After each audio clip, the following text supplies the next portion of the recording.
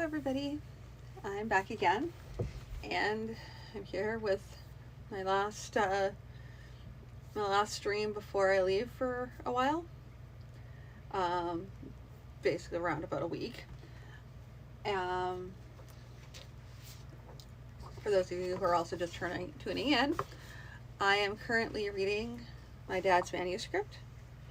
It's called Guardian of the Sword. It is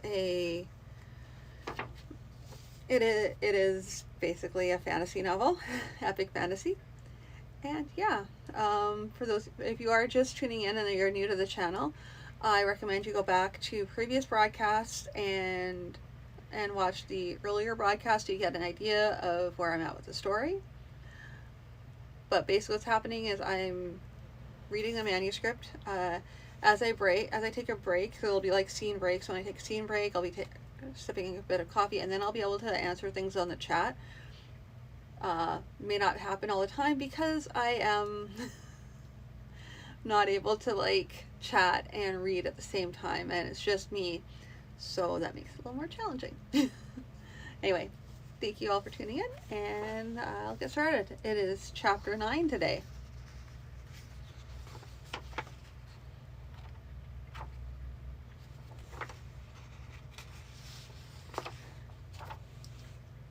No wooden wall, be it built sky tall, shall help them keep my lady. O powers above, watch the one that I love, for they shall not keep my lady. I shall ride this day, and tonight I slay, but they shall not keep my lady. With a sword in hand I must take a stand, for I ride to take my lady. Let the host not bide, but following ride, to meet me and my lady. When evening falls, so shall their walls, for they took away my lady. From the Rescue of Helena, Connell of Alsbaun. They camped near the battlefield. Connell and Rorik rode back to Caerleon Dawn to make final arrangements, and found that all the day's events had not been favorable for them. A mounted party of Hygerians, led by an Icarian trader, had raided the village. The trader had led them by various little-known paths, so they had come upon the people unawares. Their plan had clearly been devised in advance, for they had gone directly to Orn's house. He had not been there at the time, but they had taken Helena, and were gone before the chief could organize his people to fight. The Icarian trader had been killed, his body burned, with his bow and quiver, and his name forbidden. The raiders would almost certainly be going back through Verdun, and with the news of this morning's battle, they would not soon risk taking such an important prisoner over open roads, at least without a sizable escort. And with the defeat of the army in the hills, the commander at Verdun would be unlikely to grant the use of his force for such a purpose. Orn met with Rorik and Connell in his house. He was restless, ever rising to pace across the room and back. At last he spoke. They intend, of course, that we should cease to give you aid in return for her life. We would understand that, Chief. You have done much already. The chief whirled, his eyes flaring. They do not understand, the Hygerians. We do not sell our honor, even for the life of my only daughter. If it must be so, she shall die, even as Randall died. Only the earth endures. Rorik leaned back a little in his chair. I will go and rescue her alive. Connell and Orn both looked at him. It was Connell who spoke first. How would you do that? When any sizable body of troops appears outside the walls of Verdun, they will show her on the walls and ask the Icarians among us how much they value her. If we attack, she will die. Yes, Connell, but I will go alone, and by night. I would wager that I could make my way into the fort unseen. You would wager your life if you lose. Or do you possess a cape of invisibility? I forbid it, Rorik. We cannot spare you. I do not intend to fail. Neither will I consent to let Neither will I consent to let the matter pass. Connell looked as though he would have said something more, but after looking carefully at the guardian's face, he nodded. So be it, then. Ride when you are ready, and I shall bring up the war host as quickly as may be. You have one night in which to accomplish your purpose. So be it, then. I will take some food and a fresh horse, if one can be found. Rourke was just eating hastily when the old one came to him. The old man's face showed his chagrin. It was in the message. I had only just solved the riddle of the writing, and was about to bring my result to the chief when the attack came. I was only moments too late to prevent this. Things happen. Rourke didn't particularly wish to discuss the matter. The old one persisted. Perhaps I can do something to make up for it. What then? Rourke was considering in his mind what they knew about the fortress of Verdun, seeking the best way of gaining entrance. I have here a small potion, one which will increase your physical strength for a short period of time. You may find it useful in your present quest. The guardian pulled his thoughts away from Verdun. Yes, it would indeed be useful.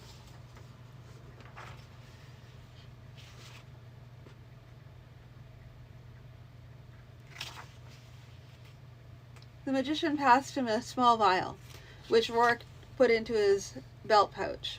Then the old one spoke again. The power of this potion I know, and can predict, but you and the sword are almost one, and the power in the sword may have some effect on the potion. All I can do is to caution you to be wary. Rourke thanked the old one once more, and mounted the horse that one of the village lads had brought for him. At this moment Connell came out, and held up his hand for Rourke to grasp. I cannot like this, but I can see you would make the attempt. May the high power smile upon you and your lady. And also on you, Connell.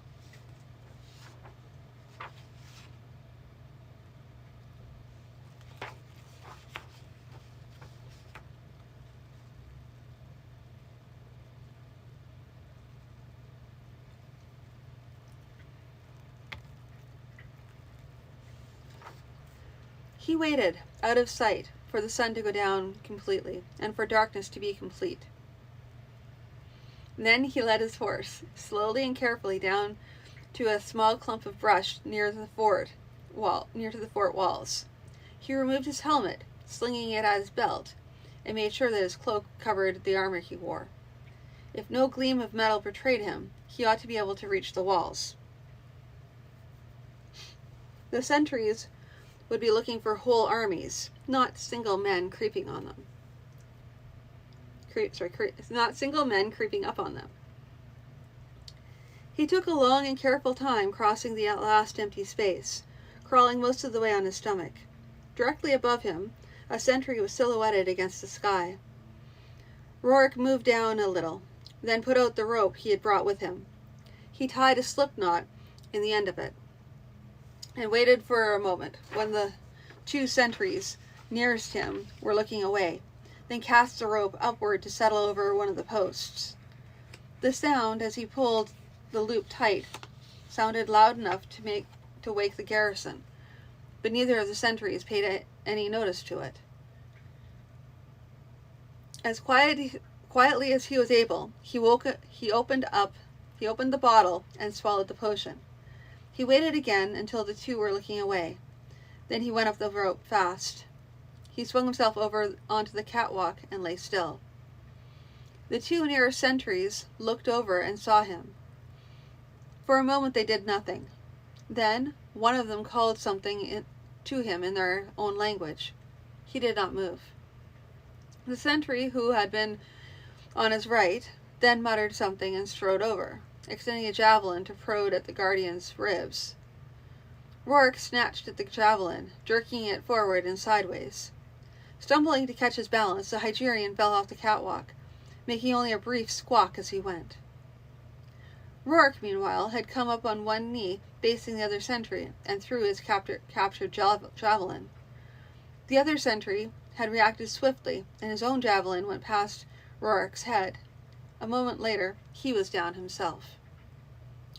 Roark knew that he dare not stay here too long. He stood and went down the nearest steps as quickly as he was able. It would not be long before the other sentries noticed the missing two, and once the hue and cry was raised, his escape would be much more difficult.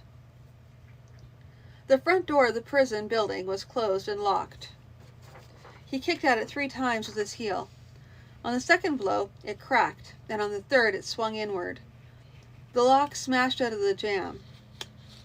Roark stepped inside. Helena was there, chained to the wall by her right ankle. Also imprisoned there were 3 other men. One, a mere boy, another so old and shrunken that it made one wonder just how he could have offended the Dark Ones. Helena spoke first. Roark, Roark, but I heard no sound of battle. Nor will you if we leave here quickly enough. I came alone to bring you out safely before we attack. He turned to address the men. What would you? I can set you free, and you can take risks outside if they hunt us. Or you can wait until we take the fortress. But you have little time to decide. He raised the sword and struck powerfully at the chain on Helena's ankle. The chain parted, and Roark looked around at the other 3. The man nodded. I will come, Lord, and if it be possible, Aln, son of Aaron, will be with your host when they attack these walls. The boy swallowed, tried to speak, swallowed again, and at last said, I am Jarek Torben's ward, and I will not stay here any longer than I must. So be it. In 2 quick strokes, the guardian freed the 2. The older man looked up at him. I don't be so young as I were, Lord. I run not as fast. I climb not so well. Be it your pleasure, I will wait for you and your armies to come back.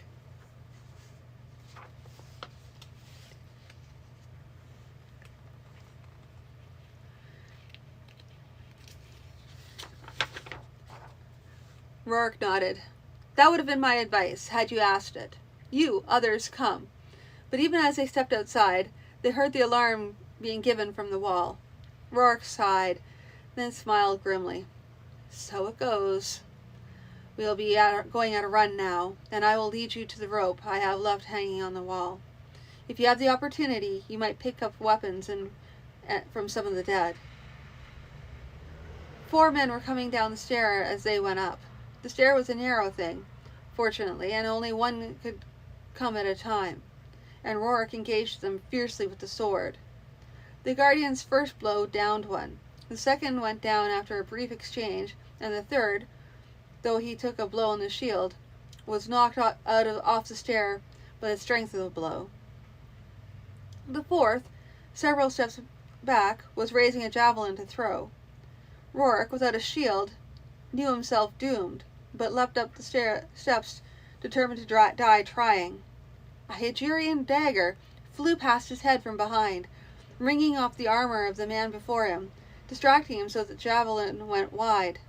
The guardian, by then, was near enough to strike with the sword. After dispatching the enemy, he looked around. Helena was holding a second Hygerian dagger ready to throw. Behind her, looking somewhat disgruntled, Aln, son of Aaron, held a Hygerian sword. I would have come behind you, Lord, but she moves uncommon quick. Roark grinned. So we must all move uncommon quick. Come! The rope still hung where Roark had left it. The Hygerians were coming up several of the nearby stairs and advancing along the catwalks. Helena went over to the side and down the rope. Jarek Tobin's ward leaned over, dropped 2 javelins down, then went scrambling down himself. Alden stood back to back with Roark against the first fierce rush of Hygerians. When the foe had fallen back for a moment, Roark shouted, "Go! Now! Hurry!" I have my mail shirt, and will do better as a rear guard. What of you, Lord? I will come, never fear. Now go. With a nod, Allen was over the wall and going down the rope. The Hygerians moved in again, and Rorik was backed against the wall, fighting fiercely. Reaching behind him, he pulled up a length of rope, gripping it firmly in his left hand. There was a moment when the Hygerians had fallen back a little once more, and in that moment, the Guardian leaped over the wall, holding fast to the rope.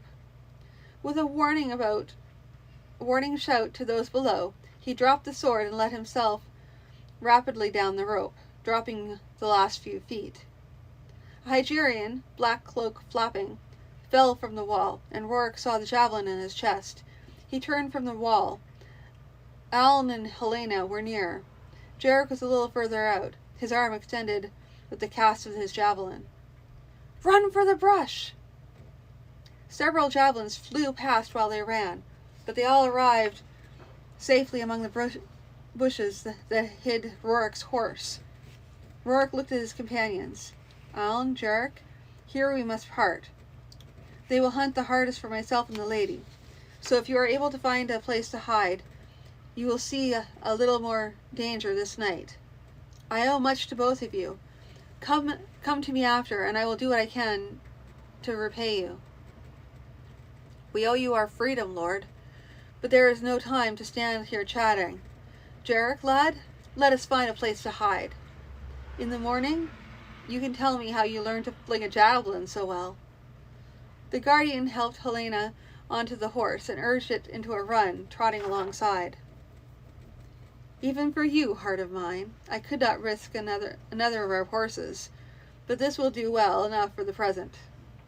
But shortly a hasty glance backward showed a few Hygerians coming out of the fort on horseback, breaking into a gallop as they passed the gate. Starlight winked over on armor and weapons. Rorik continued to run beside the horse for a while, then found it necessary to swing up behind Helena. We have a small lead, but they will catch us in the long run. We must find a place to hide before the Dark Ones reach us. They topped a rise, and he thought he heard a shout from afar back as the pursuers sighted them. Would I mind that I had risked another horse? If wishes were arrows, what trade would Fletchers follow? Inquired Helena, in the old saying of the hills. The horse flew through the darkness, over the rough trail, while Rorik prayed silently that his hooves might not find a hole or obstruction. He decided that when the pursuers came too close, he would dismount and delay them as best he could. With a grim irony, he considered that if the horsemen had not been such a threat to the Hygerians, they would not likely have had a cavalry so ready to hand, so that when the alarm was raised, they need only throw saddles on their horses and be ready to ride. But the horsemen had taught the Hygerians the value of cavalry for responding to swift-moving raiders. He had considered turning aside from the main trail, riding for one of the nearby stands of wood in an attempt to lose his pursuers. But off the trail, in the darkness, there was too good of a chance of the horse falling or being lamed. Best to continue as they were and hope for something better. He knew of a place or two where, if necessary, he might take refuge among some rocks. With his bow and a handful of arrows from the saddle quiver, he could keep the Hygerian at bay for a time, perhaps even long enough to allow some of Connell's scouts to reach them. But this is all profitless speculation if the Hygerians continue to overtake them at the present rate. He leaned over to speak to Helena. My lady love, I want your promise that you will take the horse and ride on if I dismount. She turned to address him. Why should I live and you die? So that if I die, my death will buy something. No, I do not plan to leave you yet, while there remains some chance. But when I do, you must go on. She made no answer, but he could feel her dislike for the notion. On they went, Suddenly, mounting a small rise, they saw some mounted figures ahead. Determined that the enemy should not have an easy time taking them, Rourke drew the sword. As it glowed in the night with its own light, he heard cries from those ahead of him. Only just in time did he realize they were shouting the war cry of Azbalin. "Victory for Azbalin with Connell!" He drew up the horse, finally managing to check its speed a little behind the riders. When he had turned, they were already loosing arrows. It was no sort of light for shooting, but the Hygerians were few, and had no desire to fight even an uneven battle against the mounted archers.